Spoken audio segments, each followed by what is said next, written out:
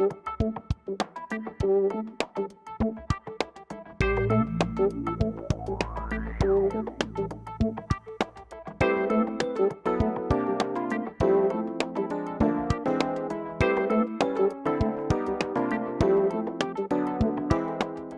story of the city of Frederick cannot be told without recognizing the experiences and accomplishments of the influential women of our past and our future.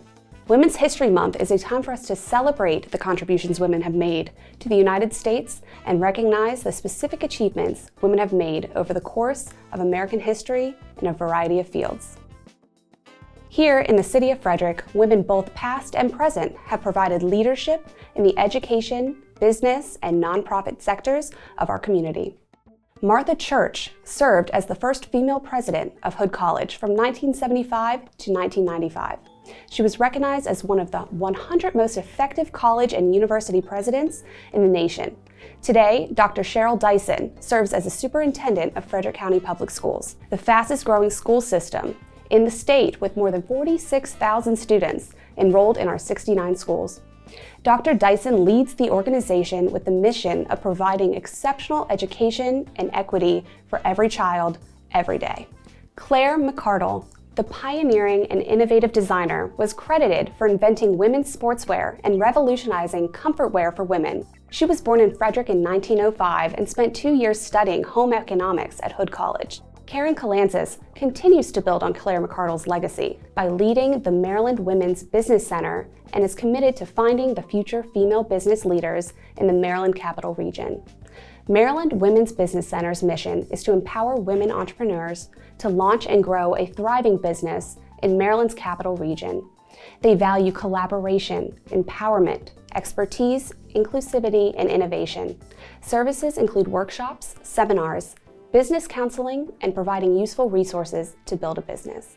Emma Smith, born in Frederick in 1844, was a founding member of the Frederick Home for the Aged and founded Frederick Health Hospital after raising the funds to start the hospital in the late 1890s.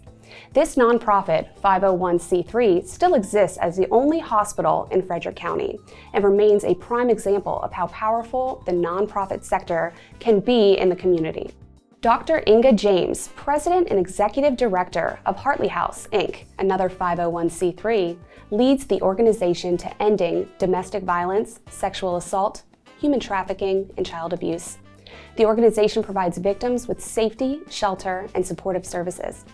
Frederick's nonprofits fill the gap to solve many of our community's largest challenges and work in partnership with government agencies to care for our most vulnerable community members. We sat down with these leaders in our community for a panel discussion about Women's History Month and how women have been a continued influence to our community.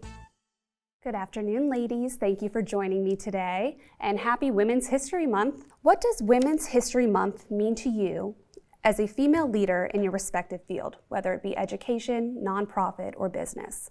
Dr. Dyson, let's start with you. Absolutely. Thank you, and happy Women's History Month. So for me, it's an opportunity to stop and reflect. When we think about how far women's rights have come, the inception, the very start of Women's History Month started as just celebrating a day. Then it was a week, right? And it was around fair labor, conditions, and voting rights. And so it's an opportunity to stop and reflect, but it's also a great opportunity to think about the shoulders that I stand on. So all the women who've come before me in education that paved the way for me to be a superintendent in Frederick County Public Schools. Absolutely, yes. Karen? Yeah, I agree. It's definitely a good time to reflect and honor all the people that came before us, all the women that came before us. So for me, being in business, I'm just so thankful for all those women that stood up for their rights and fought hard to change the laws so that we could be more fair and equitable in the workplace. And so I like this month. I like this opportunity. Yeah. Inga, you have anything to add? Yeah, nonprofits are made up primarily of women. And it's really important for us to celebrate each other. Not only is our population of employees made up of mostly women, I think we have 4 men now out of 62. We're getting there. Anyway, it's they're also, the majority, I would say, have been survivors or are survivors of intimate partner violence, sexual assault, human trafficking, or child abuse. And so it's critical that we honor that by the work that we do, which is helping others who have been through that. Those of us that are fortunate enough to recover and be survivors and not victims, then it's definitely something to celebrate and pass on to our clients. Absolutely. You all lead organizations of various sizes. What is advice that you would have for leaders, particularly female leaders, who aspire to create a successful team environment? Karen, you want to go first? Sure. I think it's important for women leaders not to be afraid to rely on their femininity and all the intuitive features that women have to create a collaborative environment, to make the team feel welcome and to get to know their team on a personal, individual level. So I think women have a lot to add to the leadership, and I think that we shouldn't shy away from the skills that we have. Absolutely. Inga, you have anything to add for that one? Yeah, I think it's really important to mentor younger professionals. And I don't personally think that a man can do it justice when they're talking about a female employee or rising leader. And we being professionals who've been in the field for a little while, are responsible for bringing the next generation along. I think that's what it means to us most. Yeah. I would only add vision is important. Yes. And knowing your own personal goals and aspirations, to me, believing in yourself, it helps when people tell you no or when people try to close doors. I think for women, we have to have a strong consternation that we will accomplish what we set out to do and have a vision for doing so. Yes, absolutely. How do each one of you incorporate diversity, equity, and inclusion in your job each day? I want to start with FCPS. Sure. I think the first part really is understanding that various perspectives are all valued. Mm-hmm. So before making a decision, having good people around me who have different perspectives, not people who are just going to say yes, but also show me my blind spots. Yep. And making sure that we understand the unintended consequences of our decisions. Who are we going to harm? Who are we going to help? And how do we level that playing field? So for me, that's always in the forefront of my mind. Who are we missing out on? If we make this decision, who will it harm the most, and how do we repair that harm? So I think it's being clear, one, about as leaders, who we have around us and making sure we have a balanced voice and a balanced approach to decision making, but also really reflecting on, the unintended consequences of our decisions. Right. Karen? Well, the Maryland Women's Business Center has always been focused on these issues. So, I know there's women in our title, but we help men and women. And I'm happy to say that in the few years that I've been with the organization, our numbers of diverse populations have improved. But I'd like to keep seeing that improving. I'd like to be able to reach out to some other groups that may not know that all these wonderful resources exist for people that want to start a business. And so, we just want to get the word out that we're here and it's all free services and we want to see you succeed. Which is amazing. Well, as a white person, I have a committee that works on DEIB issues within Hartley House. We're very intentional about our hiring, our recruitment, our retention, our policies. Our committee is actually starting to tackle policies and procedures, hiring SOPs, all kinds of things like that to integrate DEIB into every single level of our organization. So we're working on that. Our board is working on a diversity policy, which we don't have right now for the board. But as a white person, I need to sit back let others guide me, and tell me what is needed in order to improve an organization that was created by white people. If I may just add a couple of things, because I begin to think about the schoolhouse, and we know there's research that says, when children have teachers who look like them, they do better. And so as Frederick County becomes more diverse, we have to diversify our workforce to mirror our demographics and our population. So we do in our HR department, our human resources department, have been focusing on how do we extend our outreach so that we can recruit and retain a diverse workforce, because it is important for our children. When we think about one of our goals around having an organizational culture of achievement, we have to look at the achievement gaps that exist. And so we have a lot of data dives and data conversations about where we are and about how we can get better so that we close the achievement gap for our students. That's awesome. And I want to add on the business side, the Frederick Chamber of Commerce has done a really good job of trying to change what their landscape looks like. And they've started up a business equity coalition group. And I went to a meeting recently, and it was wonderful to see how many different kinds of backgrounds in the room. And they're trying to be more welcoming and just let everybody know that Frederick's open for business. And Yes. Perfect. All right, so my next question is for you, Inga, regarding Hartley House. The Hartley House serves women and victims of intimate partner violence. How does your organization work to empower women to access and utilize your services? That's a great question, because that's a tall task. Our prevention and community engagement department takes that task on by doing public awareness, community awareness events, which bring referrals. But we also know that 1 out of 3 women will be abused at some point in her life. That equals about 35,000 in Frederick County. Wow. And 1 out of 4 girls will be sexually molested before they're 18. 1 out of 6 boys.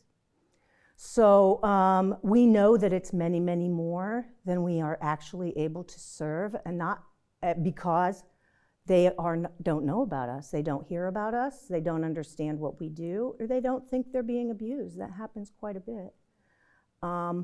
And so I'm glad you asked this question, because we actually work on the empowerment model. Okay. Which basically means that along each step of the way, the client requests where they want to go. We provide no opinions. We provide consequences, ramifications, options, but we do not ever enter an opinion.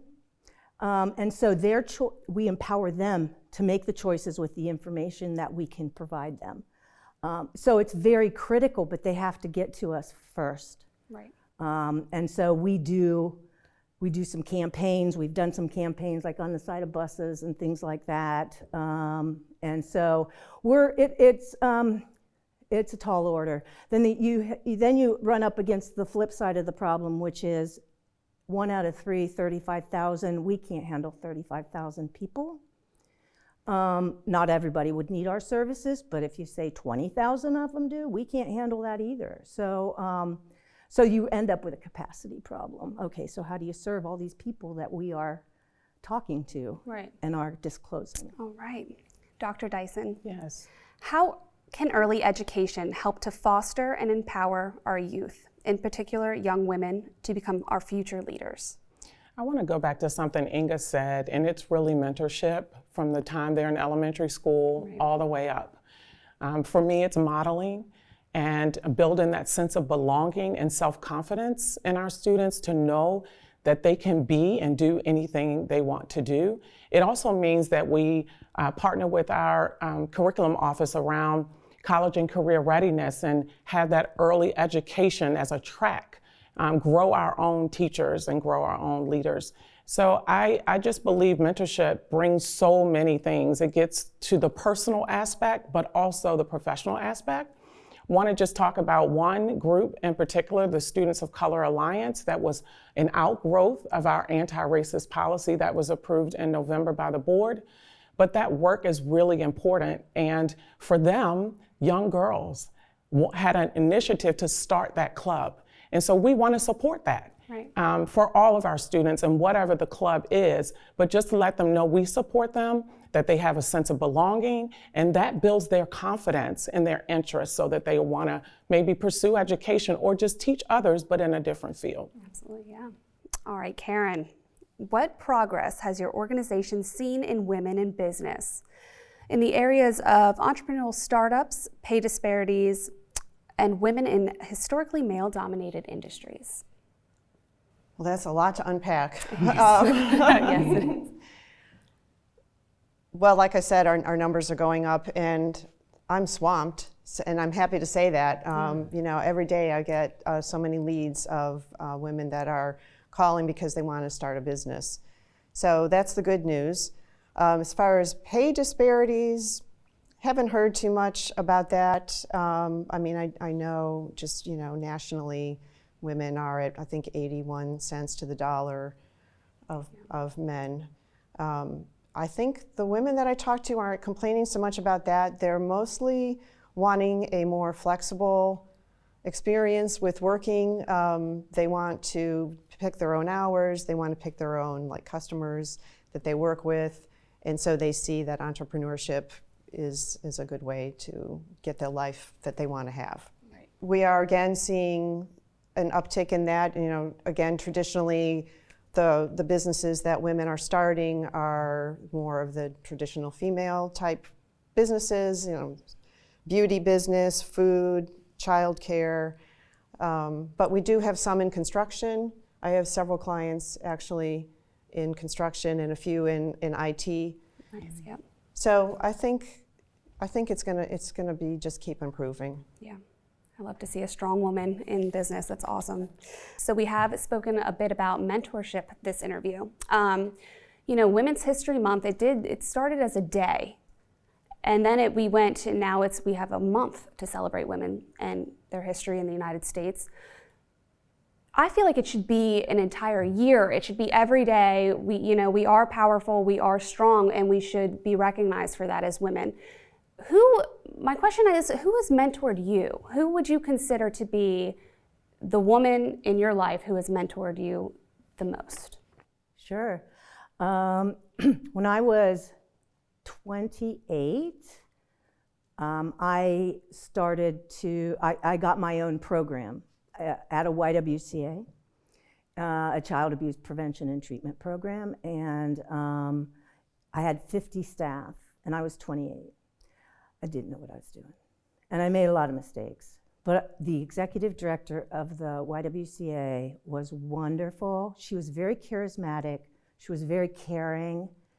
Nonprofits need somebody who has high levels of empathy and compassion, and she was like that. But she was also a very good administrator and very good at getting her way, if you will, with the legislature and with other funders. She had a very persuasive way about her. So she was my first mentor, and I think about her a lot. That's awesome. Karen?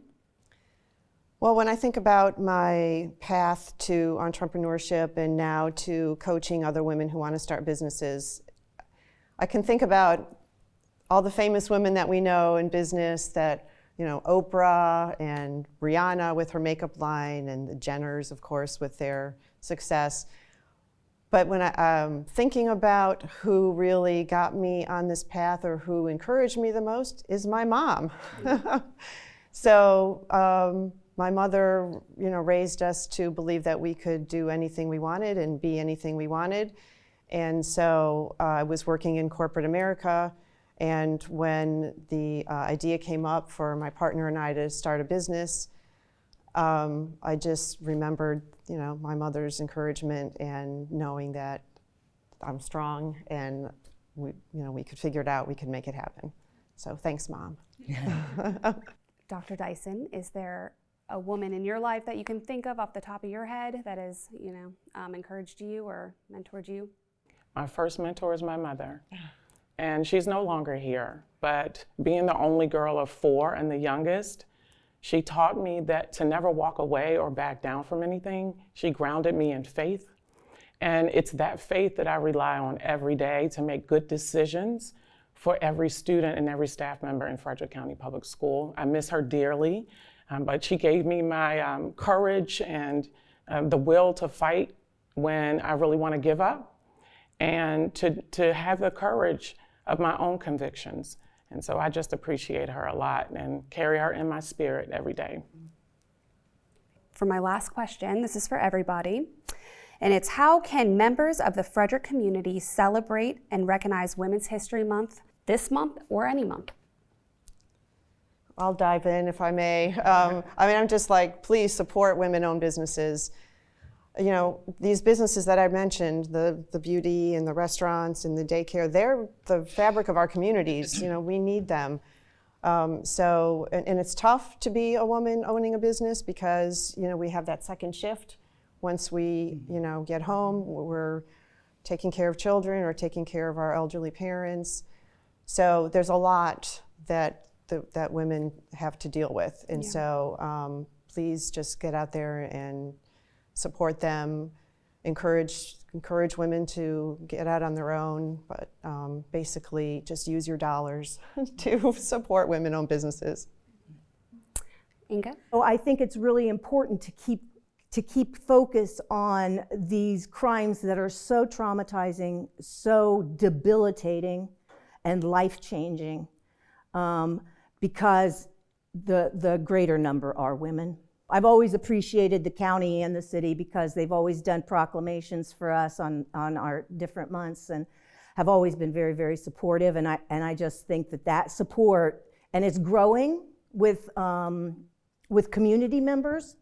So that support, I think, will just continue to grow if we put the serious effort into building awareness into these issues. Absolutely.